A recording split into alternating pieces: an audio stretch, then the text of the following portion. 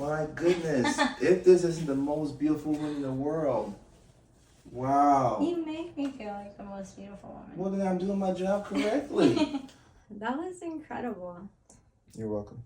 Why does love bombing feel so good? And why are we as neurodivergent individuals susceptible to this type of behavior? When you're neurodivergent, whether you have ADHD or whether you're autistic, we struggle with this thing called emotional dysregulation. So it's hard for us to manage our mood. You have mood swings, and this can dictate the course of your day. It's difficult for you to follow the plan because you tend to follow your mood. You feel a certain way, so you do a certain thing. If we are led by our feelings, it's a very dangerous way to live.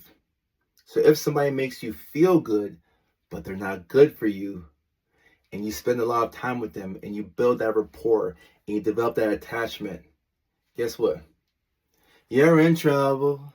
You're really big. What did Wycliffe say? You're in trouble. You're really big. And it takes a while for us to realize the situation that we found ourselves in. When you're in the middle of this infatuation period where you're being love bombed, you can't see what's going on because people may use compliments. The compliments are meant to throw you off course and to help you settle in and to make you feel comfortable. And because you enjoy feeling good, regardless of however you get this feeling, you tend to think that this is your person. And you start to plan your future, and you start to think about all the amazing things that you're going to do with this person, and you question why it took you so many years to find this person. Where was this person hanging out at? This person is they're almost too good to be true. And I'm an optimistic person. I am. Yes, I am. At the same time, when something is too good to be true, we should question a couple of things. We should question it. Now, I'm not saying you should be pessimistic, but when something is too good to be true, it could be a red flag. It could be a red flag. Nobody is perfect. And a big part of love is finding out the undesirable or the ugly parts of human beings and choosing to love that person regardless. You make an active and intentional effort to love people every single day. Think about your family. You get with them every Thanksgiving, every Christmas. Not everybody in your family is easy to deal with, but you love them because you've chosen to love them. Maybe it's because y'all are family, or maybe it's because y'all are close. For whatever reason, you can be different from your siblings or your parents or your spouse or whoever, but you've made an active and intentional effort to love them, to show up every single day and to love them despite all the things that they're not proud of. So love is an intentional and active thing. It's not something that you can tell somebody, and just because you say it, it's true. You have to witness love in action. It's an intentional thing, and it's done through action.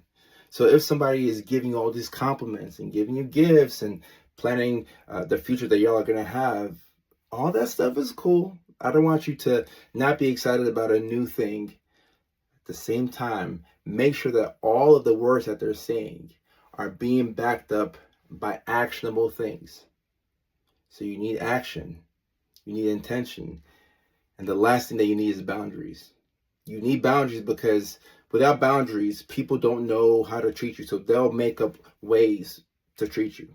They'll treat you any type of way because you haven't given them the rules and the regulations on how to interact with you and how to treat you.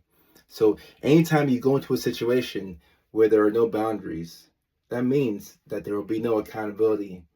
And you're opening yourself up to manipulation, to narcissism, and to love bombing. And even though it feels good, we don't want to just feel good. We actually want to be good. So keep that in mind. We want to choose being good over feeling good, because being good is a feeling of contentment. It's a long-term type of thing. And feeling good, it feels great. But the same way that you get into it could be the same way that you get out of it. Really fast coming in, unfortunately, really fast heading out. Left, right, like this. Sign this, switch to the flow. By the way, I ain't write this. I'm the 18 that's that make you my height.